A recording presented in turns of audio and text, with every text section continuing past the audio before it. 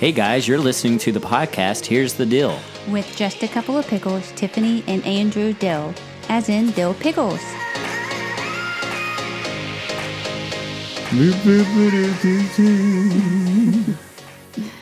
Hello. Hey. Welcome back.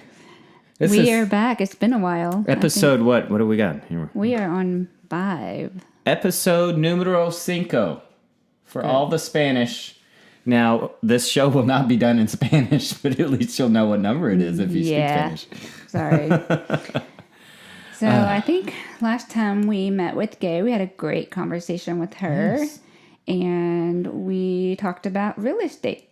We did talk about real estate, and I just want to apologize to everybody that's into, I don't know, everything sounding good.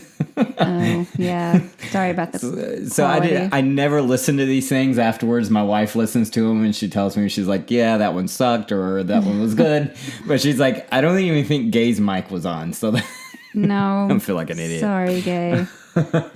Hopefully you heard a little bit of what she had to say. I think she had some good tips. Yeah, she has some great tips. I think it kind of went along with some of the tips we had, which was go to open houses, get ideas.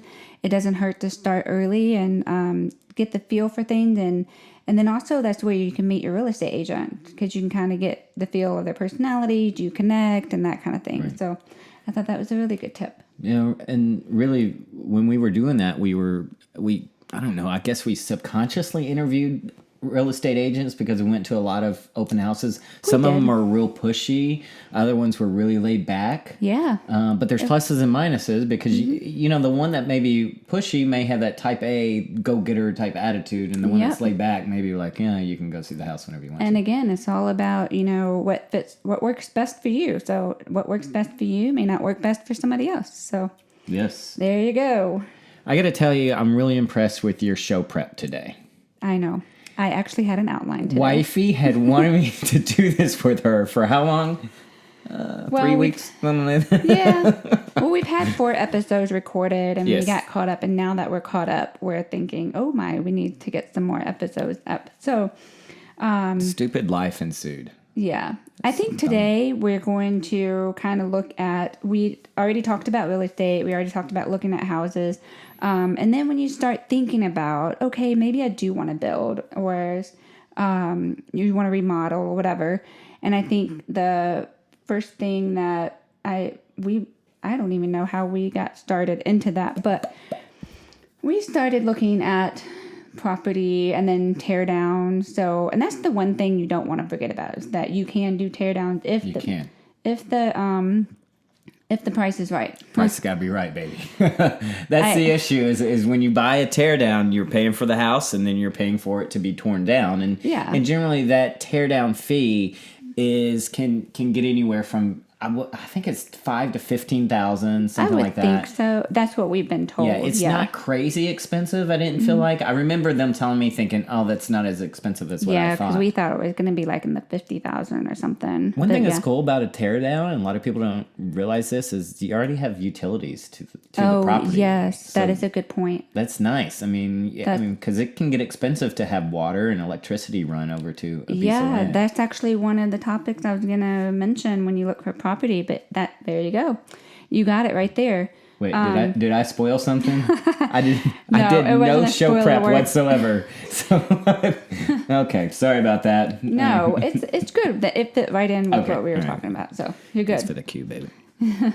But I think before you start finding the land, I think one of the questions that when we look back, what are some things that you can think about that you learned from our property hunting? Because I think there were a few times I tried to con you into rehabbing and you were not. Well, and what you were scared of was the unforeseen things, like you could not see what was under the surface. Yeah, and that just from I wouldn't say experiences, but just from talking to friends that have done some rehabs in the past, I didn't have one friend that said, "Man, it went really well. You should do it." But do we know anybody that built a house that said, Oh, no. It went really well. You should do it. It was like perfect. Every one of them said, "Are you crazy?"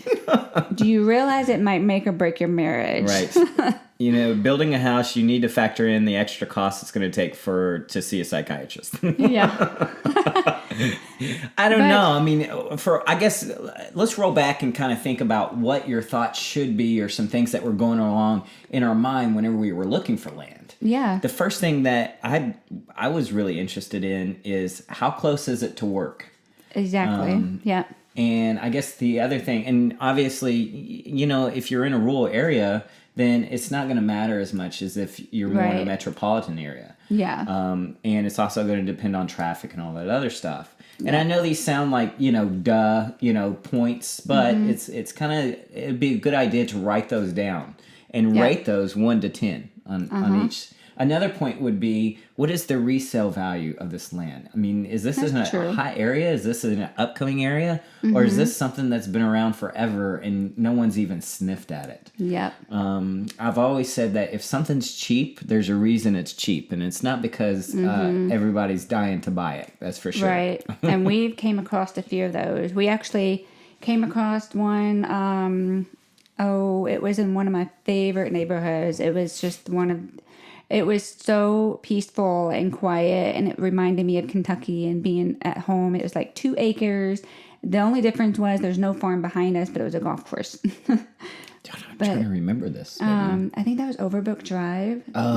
It's also one of my favorite streets in St. Louis. But anyway, we found really inexpensive land there. Yeah, it was, and it was right across from the street of a nature preserve. Yeah, it was amazing. And by the way, it was maybe 3 minutes away from the interstate. So I'm like, wait a second. And you said it was so private you could pee off the back porch. Yeah, that's huge. And not get arrested for it. I've always wanted a house where I could go and use a bathroom and not have to get arrested for indecent, I don't know. Indecent behavior. Yeah. Well, being a pediatric dentist, that wouldn't be good. No bueno. Yeah.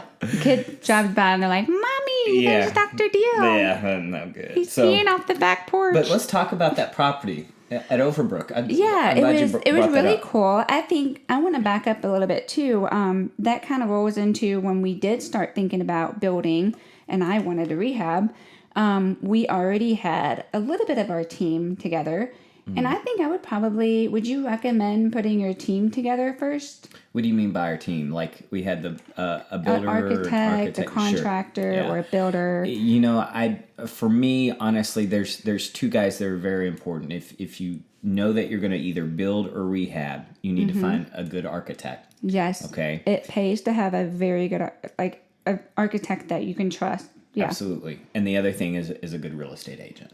Okay. Yeah, a good real estate agent will help you find the property, and then they would also help you with referrals because they know a lot of people, depending on how long they've been doing this. But they can give you referrals for architects, contractors. I mean, that's how we got ours, basically. But I would say the other important thing is that your architect and your contractor work well together. Absolutely. If that doesn't work well together... Well, all 3 of them, really. I mean, honestly, all 3. They all 3 need to work really well together. So... we decided that maybe building would be a better idea, or I decided unilaterally that building would be a better idea. Yeah. So we started looking at this piece of land. Yeah. Overbrook. We got that checked. And we do all the, we always backtrack. I feel like I'm doing the moonwalk constantly. We get so excited about telling our story that we jump ahead and and then we got to tell some other details, Well, and this episode is maybe overwhelming, maybe a lot of information. So it may be a 2-part series. I'm not sure, but we'll get there. It will be a 1-part series because I am going to eat at my Lee's here in 20 minutes. Oh, yeah. We have to cut it at 20 minutes. Yeah. So, because my belly, even though it's big, it's hungry. Yeah. All right. Well, let's go back to Overbrook. Let's talk about what happened there because I think that was interesting. So we had a real estate involved. We had Gay involved. We had our contractor and we had our architect involved. I think we had an architect at the time. And it was really nice because Gay already knew the value of the land. She already knew what was on it, what it came with, the stipulation. Is that what you call it? Or the kind of like the red flags, I guess. Sure. Yeah. But then we were so adamant about having this piece of land because it was 2 acres. It was very private.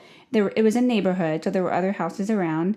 However, the big red flag was it was on a floodplain. And so many people told us to walk away. Now, we didn't know it was on a floodplain. We didn't know called at the Gay, time. Yeah. a real estate agent. She said, oh, yeah, there's a reason that it's been sitting there for a few months. It's on a floodplain. It was more than a few months because let me tell you a story about this. So when we first started looking at houses, let me just say, if it starts with "let me tell you a story about this," it's like, oh boy. No, it's actually a good story. We drove through this neighborhood when we first started looking at houses. Mm-hmm. Okay, so and this is what makes me laugh because this is typical of my husband. So I drove by it one day and I'm like, oh my gosh, there's a piece of land there, and it's for sale. And I remember looking it up. And I think we thought it was like $1 million just for those 2 acres. And you were like, I can afford a blade of grass. Do you remember that? Right. Yeah. So we totally nixed it. But that was like maybe 1 or 2 years. Maybe just a bunch of crabgrass. Yeah. Maybe a few grass blades we could afford. Yeah. Oh, and then we said we put a trailer on it. Yeah. Because I don't think that's up to city code. No. Something tells me. So, but yeah, we thought we couldn't afford this area because it looked like it was super nice. But anyway, that's the reason why we thought, okay, this is too good to be true. So Gay set us up with a meeting with the guy who was going to sell it. Absolutely. Yeah, the owner of the land. And he happened to grow up in that house that was there before. Yes. So just to give you a little bit of a visual, there were 3 lots right next to each other. They were all empty, 2 acres apiece. And they were all the houses were knocked down, and so it was all 2-acre empty lots. But anyway, he told us that when we met with him, he said, "Do you want a basement?" And we said yes. And he said, "Well, don't put anything nice down there." Yeah. So there apparently in St. Louis before we moved here, there were a few hard rains, and it flooded pretty bad. It flooded late one 90s time, or early 2000s. I think it was like in the 2000s. and you know, they say it's like a 100-year floodplain or a 500-year floodplain. And this is how much we investigated in it, that we were so serious about this that we actually went to our insurance company to check on flood insurance. So if you're really adamant about living on a floodplain, then you may want to investigate like how much flood insurance would cost. Or if you're not on a floodplain but your backyard is in a floodplain, maybe you can check on the insurance. Wouldn't you say that? Because that's what we did when we went to State Farm. I just wouldn't buy on a floodplain. Yeah. For me, I mean, you have to disclose it if you sell the house. You didn't have that attitude at the time. No, I loved the land at the time. But when the guy's telling me and he's sitting there, you could tell he's honest. Yeah. And he looked at us, he goes, you can have a basement all you want. Just don't put anything nice in it. Yeah. And he told us himself that he's looking for land to build. And he's already owned this land. Yeah. And he's not using it to build on. Yeah. That tells me something. Yeah. You know? And we learned a lesson with that. Like, we knew to walk away. We knew to run away. But there were other options, too. People were going to build up. What you do is you bring the dirt in. Our contractor actually told us things that we could do to get it out of the floodplain. And you basically bring dirt in and bring the dirt up, like maybe 11 feet. Which, I will tell you, there's 3 brand new houses on the lots now. Mm-hmm. And they're up on a mound. Right? It looks like they built the house on top of an Indian burial mound. It looks great. Yeah, but the houses are beautiful, and but the only bad thing is that the garages are kind of in the basement, so you have to come up the stairs with your groceries and that kind of thing. So yeah. Every can of corn. Every green beans going up some steps, baby. Yeah. Maybe you put an elevator in there if you're like Mr. Fancy Pants. Maybe you could put an elevator in there. That's not being fancy pants. That's just being accessible. Well, making your house accessible. Not being cheap. All right. So, what do we got next? Go ahead. So that was just a story how we found, one piece of land and then looked for red flags. That was an aside. We'll call it an aside. Yeah. But the other thing that you may not know about is maybe the price is so cheap because recently we were thinking about investing in land. Yeah, we had a house down the street for us that was super cheap.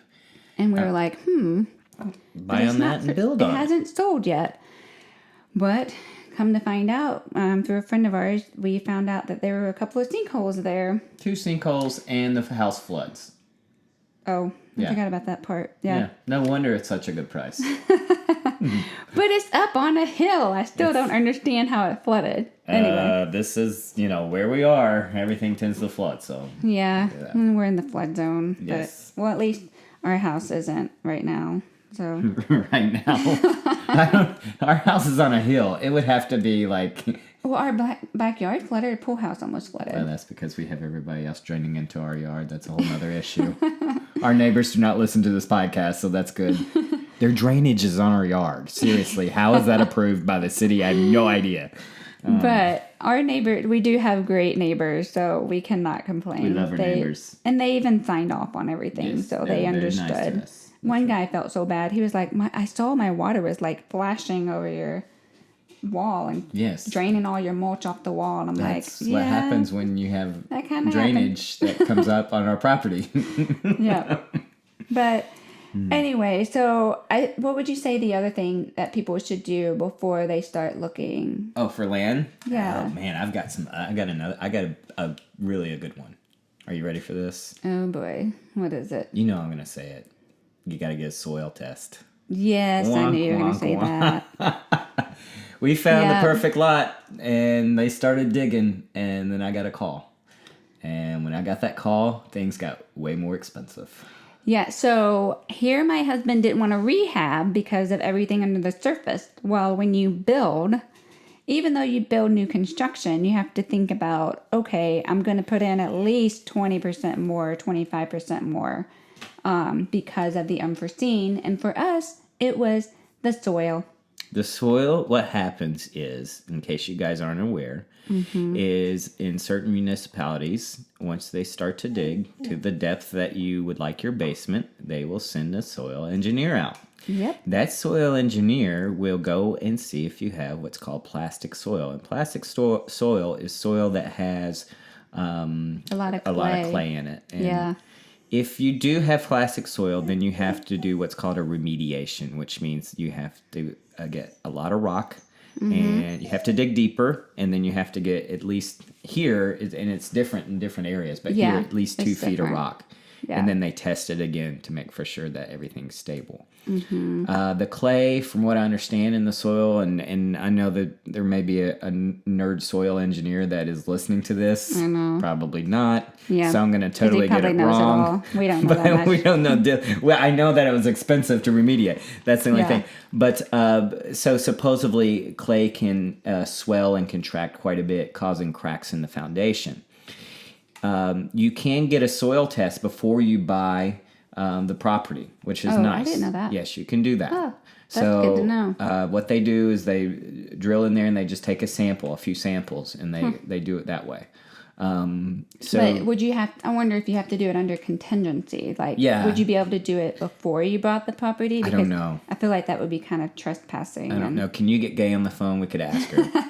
That'd be a great question. Emergency line here. Yes.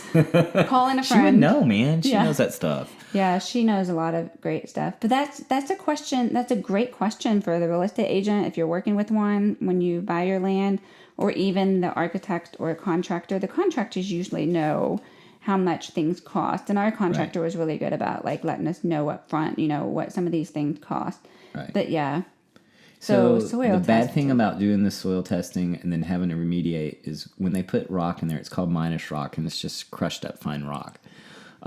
They build it up normally about 2 feet, and you should be okay after that. If you're not, you got to go even deeper. You got to put even more rock in there. Yeah. But unfortunately, you're out the bill for digging and also hauling in rock, and it's not anything that, anybody sees whenever they look at your house. Nothing fancy. Your house is how much? Got a lot of rock in did there. It cost? Oh, well, where did all the cost go? I think I'm going to put it in the basement. I want to put a sign outside. It's like, this house is on at least 2 feet of rock. Yeah. This is how much it's worth. Yes, this is 2 feet of rock. It's actually, they did not include that into the, what's it called, the assessment. You want to know something even worse? What? When they tore down the house, they had what's called virgin soil, where they put down all the soil debris in one area of the property. This is stuff you don't see. Yeah. They tested it, and they said, that virgin soil is going to be in the area where your garage is going to be. Yep. And so you're going to need extra rock in that area. And how many feet? 9 feet of rock Ugh. underneath the garage. Wonk wah. And as they were hauling the dump trucks in and crying. out, Andrew was about to have a panic Every attack. dump truck of rock that I saw on the property. They had a line of them right in front of 3 dump trucks. Oh my gosh. In front of the property. And I'm glad I wasn't here. I didn't know. I didn't want to know how much each load was because I would have thrown it. That was rough. Yeah. That's a big unforeseen for building. That was probably our sure. biggest, well, that and then the aftermath, which with the water issue and the landscaping stuff. That's a 10 I think episode. those are our 2 largest costs that really kind of bit us in the butt. Yeah. But yeah. What's up, big boy? This is Lincoln. Have we introduced Lincoln before? I think so. He's saying hello. Lincoln's our golden doodle, and he is our buddy. Sometimes he likes to get on the microphone and bark every once in a while. He's trying to climb up here. He was climbing on my chair. Yeah, he's a mess. He needs to sit down and behave, boy. You'll sit down. All right, so look what else we have on the sheet we have here. Well, location, good. We went through that. Location's a big thing you want to look at. I think for us, we knew exactly where we wanted to be, so that kind of helped. School systems, need to check in on that. That's important. Yeah, and you want to check on the school system. Some people, like here in St. Louis, if you're in the city, most people want to do private school in the city. So we knew if we bought a house in the city, we would have to factor in that cost. Private school. And then when you go out in the county, there's certain areas in the county that people prefer to be in. And so that makes the cost. It's interesting how St. Louis fluctuates on their housing market because of the school system. Oh, quite a bit. Yeah, it's a lot. So like you go over one road and the prices of the houses are up 30% just because of a school system. That was kind of a shock to us too. And being from Kentucky, we thought, we'll just buy a piece of land and build our house on it. I mean, I grew up with my dad building our house. He dug our pool out and he did everything himself. But here, we got to have rules. And you have to have a permit if you sneeze. Let's face it. I mean, I've never seen anything like that in my life. And then we found out when we did do our plans and everything that we couldn't even tear down trees. Well, oops, we chopped down 3 or 4 trees before we submitted the plan. So those trees were dead anyway. Yeah, they were ugly. One of them was a really good tree, though. Don't get me started on the tree. I love that tree. So anyway, I would say that, and then maybe have a budget. And get maybe find out how much you're approved for. Sure. I think Gay might have mentioned that in the last episode, that is a really good thing to do before you actually invest in the property and decide how you want to build your house. And then you want to factor in the budget of the house, the cost of the house on top of the property. Should I just explain real quickly how that works? Because I had no idea. Yeah, we didn't. Yeah. So there's certain banks that will give you what's called a construction loan. Yes.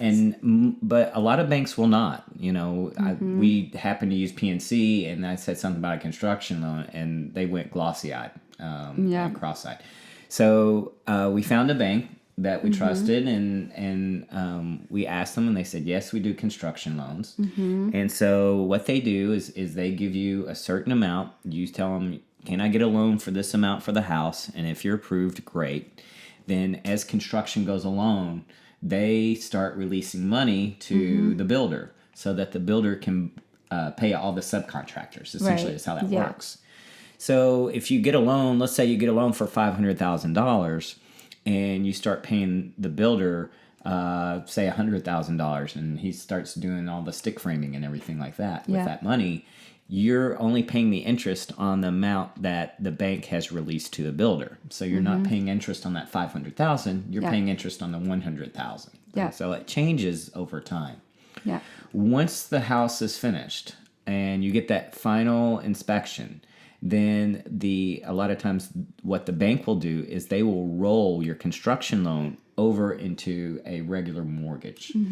That construction, and then that's important because that construction loan tends to be a little bit higher in the interest rate. Yes, so just be aware of that. If you see the higher interest rate on the construction loan, that does not mean it's going to be your interest rate for your home loan, because your home loan is going to be different. And so I would really investigate that too before you start looking into everything to know, and you want to know how much you have to be able to invest into everything you're doing. Now with us, we saved up for 10 years, we rented, and we were able to pay the land in cash, but then looking back, I would almost not pay the contractor or the subcontractors with cash, because a lot of times you kind of get burnt sometimes from that. It's nice to see. It's nice to have a good track record of any monies that you've given the builder. And we kept pretty good track of it, but I would say for people, if I could do it all over again, I would have just paid the contractor with the bank loan as opposed to paying cash, because it makes it less confusing for everybody. So that would be my recommendation for that part. And we can dig more into that as we start talking more about the actual building of the house. Sure. But yeah. All right. Are we done? Almost. I think we have it, Miley's. But I know you want your Miley. So, we're going to probably cut it here, but I just wanted to review what we talked about. Maybe we'll roll this into the next episode. Soup. Yes. That sounds good, baby. And he's been very distracted. That's what's been going on in my brain. I'm just thinking about food. I can't even focus. He's got Miley spinning over his head. Focus my brain. We'll review. We just talked about the budget, getting a budget taken care of first, maybe, and then talking about your finances and picking your location. I think for that budget, you need to be realistic on a thing. I mean, if you're going in there and you say, I can only spend $600,000. Well, you better shoot for a house in the $400,000 range. Yeah, because that's what you'll end up being. Yeah, totally. So, and then you want to look at your location, have your team together, your architecture, contractor. And the reason I say that is because even when we looked at rehab, do you remember we had Lauren Strutman was our architect, and she was amazing. I want to interview her for one of our episodes, but we would definitely have her on the show. Yeah. But she came out every time we looked at property or every time we looked at a house, and she would tell us about how much it would cost, and the contractor too. So the contractor and our architect worked hand in hand together, and I would highly recommend that you have a team that works together well, and that you can trust. That's the biggest thing. Right. So, and then investigate your property. Right. Investigate floodplains, sinkholes, water drainage, whatever issues they may have. We actually took a lot of pictures before we built our house, so we knew where all the water was going to be pooling. So that was kind of nice. But anyway, sorry, I am holding my husband hostage over here. No. Never mind me. All right, guys. I gotta feed my belly. I know. For my We're creativity. like 27 minutes in. So anyway, have no one's a listening great to us anyway. day, night, morning, whenever you're listening to this. And we will continue this the next episode. Thank you. Peace out. Thank you.